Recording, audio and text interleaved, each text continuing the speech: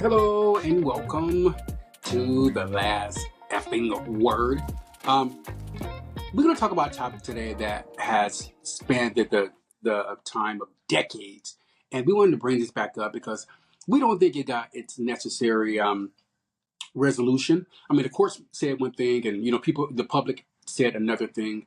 We're talking about Michael Jackson, the biggest global entertainer in the world. We know he passed away in 2009, but his cases continue to live on with Wade Robinson and James Safechuck. They had this documentary called Leaving Neverland. In 1993, Michael had a case, of course, and he settled out of court for like $20 million of sexual abuse of a kid. And then it happened again in 2005, where he actually was not convicted, but he had was indicted on his crime, and the jurors they completely exonerated the man for any kind of sexual abuse he had done to a boy who had cancer. Cut to 2019. Wade Robinson and Wade James Robson. Safe. I'm sorry. Wade Robson. Oh, okay. Robson. Sorry. Wade Robson and James Safechuck. They are on their publicity tour. They've been on a publicity tour now for a while. I'm talking about the abuse with Michael. So our question is, do we believe that Michael Jackson actually was this diabolical monster who brought kids to his house, groomed them, and sexually abused them, and paid the parents off to keep quiet? Do we really, as a culture, believe that is what happened, or are we just blinded, honestly, by Michael's fame and his brilliance as an elite musician? Okay, I want to start by if in this situation. Period. To me, the real criminals are the parents. Period. The parents. I don't. My parents would have never let me spend a night at some grown man's house. I don't care how rich they were, ever. Right. Period. So to me, these are parents who are opportunists. It's not about the victims. It's about the parents, honestly. It's these parents who find ways to make money or make their kids famous and will do anything at ends meet until they don't get their way. And then they're gonna sue or come up with issues that are illegal. I know Wade. I danced with Wade. I used to take his class. I remember when Wade got famous, he won the Pepsi Cola challenge back in the 80s in Australia, and they flew his little ass here because I was a big Michael Jackson fanatic myself. Wade's a great choreographer, great dancer. I'm curious of why he never said anything in his entire career until he got retired. To me, that's a little bit opportunity. I don't know James at all. I think Wade's a little bit full of shit. There's other kids that were with Michael Jackson the entire time. Macaulay Culkin, whatchamacallit from Brett Barnes. Yeah, like there was lots of kids that were around Michael Jackson who never had any of these or saw any of these issues. Webster. Dude from Will Smith show. You know what I mean? Yeah, like these people literally lived with Michael Jackson. Macaulay Culkin lived with Michael Jackson. Right. And still to this day, he's like, I never saw that behavior. However, it is not up to me to make the assumption that this guy probably or did not have these tendencies. However, Michael Jackson is a different breed of human. He was somebody who was forced into the industry at the age of 4 to 5 years old in a very abusive family. This kid has grown up to be a kid who's never had a normal life, who's probably never had proper therapy, who was heavily addicted to drugs since the 80s, since he burned his head in that Pepsi commercial. People have no idea how much pain that guy was going through every single day with half his skull missing and wearing wigs and gluing his head together. And he was addicted to all sorts of shit. Stop it. Doesn't make the excuse of why his fascination. I'm sure there's a psychological reason why he was fascinated and only related to kids around his compound. Who knows? But I can't make that judgment of say if he touched him or if he didn't touch him or if he wasn't sexually attracted to him. We don't know. We just found out the other day from Presley in her book that he didn't even lose his virginity until he was 26 years old. to me, that seems like a very asexual incel human being who's probably just a product of his industry. He probably never even wanted to be naked around people. Doesn't mean that he didn't have it. I cannot ever uh, we can never shelve these people's claims and say that they didn't or did not happen because we weren't there. We weren't witnesses in them. However, to me, these are opportunists who are just banking on his story. And there will always will be people who are going to bank on the story because the man is the greatest entertainer of all time. But we have to also talk about mental health with Michael Jackson and the toll that it took on that guy's life and what he had turned into, what literally turned into a different person because of the industry.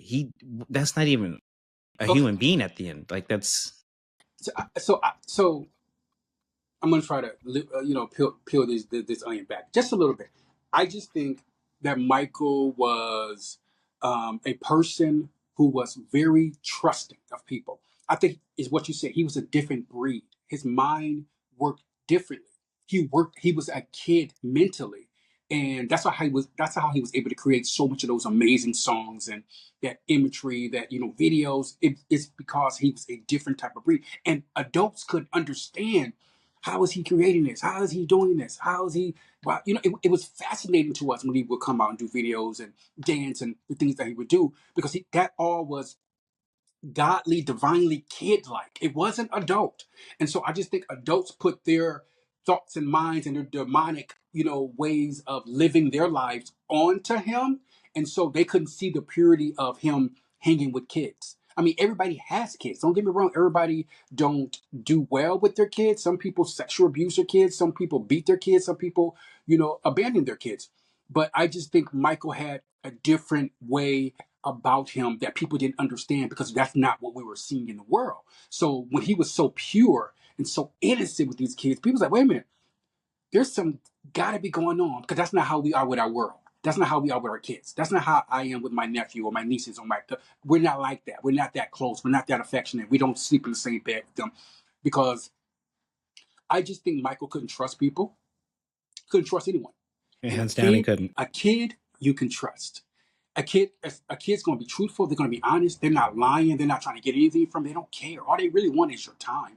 So I just think Michael was a artist before his time, artist wise, but also as a human wise. I just think he was before his time. And as far as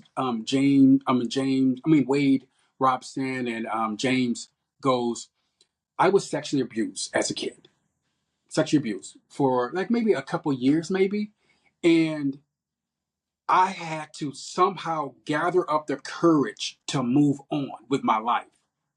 I had to. I can't sit in that haze of despair and, sexual abuse and harassment or whatever it was, conduct, and go on this tour about it. No, I had to heal myself. You know what I mean? And healing yourself first is accepting what happened, but also seeking the help and not blaming the person, not continue to blame. You got to move on somehow. That's the only way you're going to get over that hump is moving on. Now, am I upset that it happened? Yes, of course you are.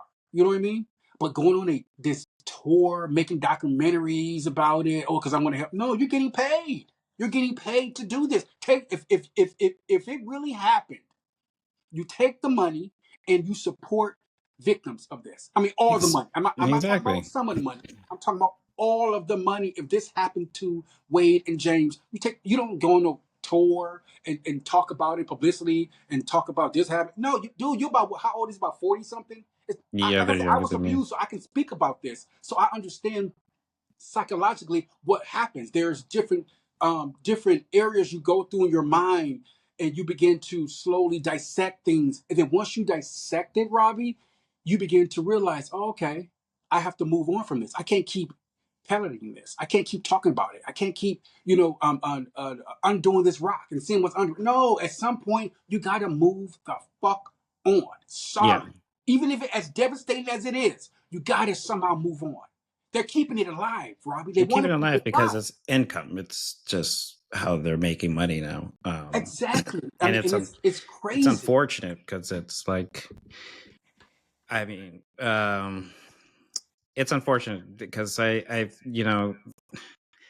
even Wade wanted to. He was even rallying to play. When they were doing tributes to Michael Jackson after he died, he wanted to be the lead dancer to it, and you know what I mean. Like if it was that traumatizing to you, buddy, like you already have a career. Why wouldn't you just legally go after him in that case? Like why would you wait for him to die and then go into story? That to me is just iffy as fuck. And But then both, but let me say this real fast. And then both men said, um, Wade and him said that they were replaced by Macaulay Culkin and Brett Barnes. yeah, They which literally said meant that. they never even got touched, so that didn't make any sense at all. There, At all. but the idea that we were doing our thing with him for a couple years, and then he replaces with these two younger boys. Yeah.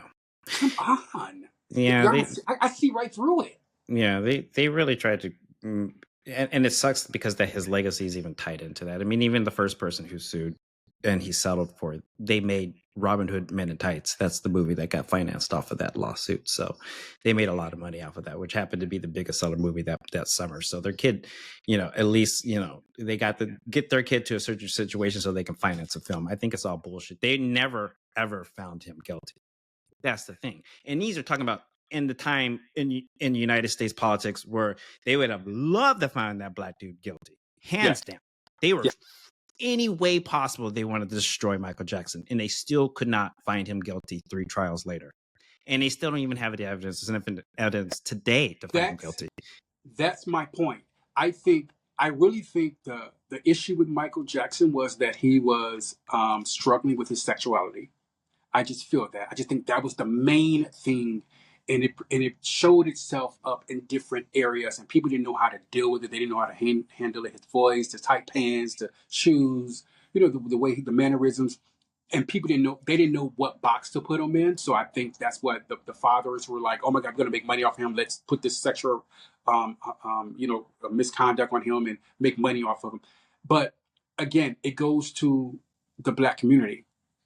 His mother was a Jehovah Witness, and he was not allowed to be himself He didn't have ever. Christmas. He didn't ever.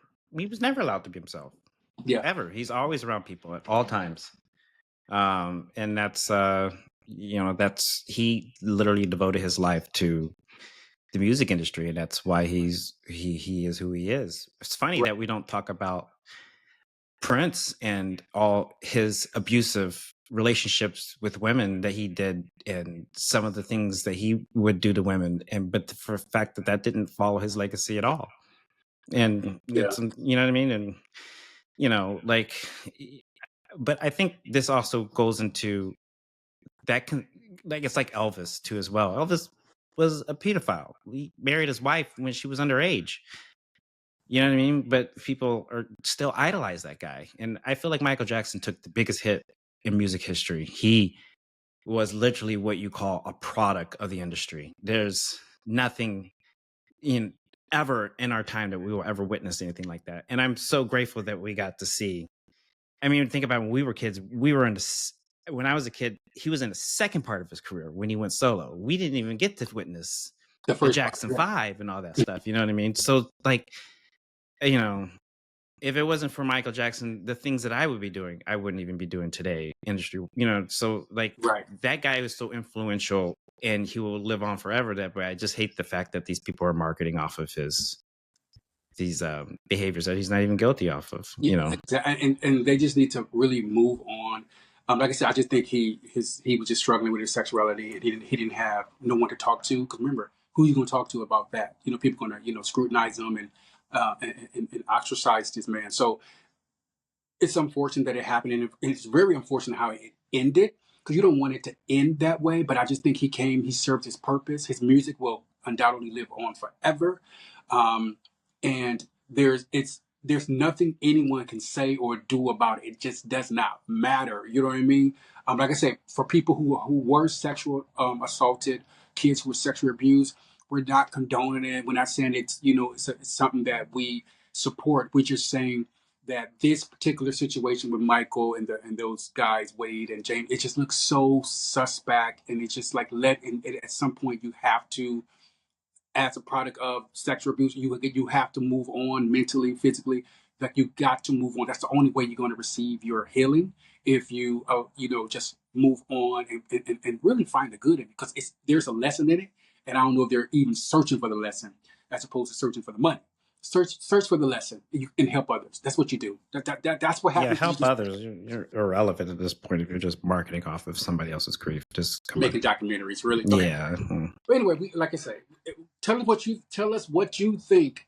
Do you think Michael was a pedophile? Do you think he did it? Because remember that the both juries, said he did not do it. He was not convicted. So because the evidence was not sufficient. So come up with your own conclusion. So let us know in the comments though what you think actually transpired and how Michael may have affected you in your life and going forward.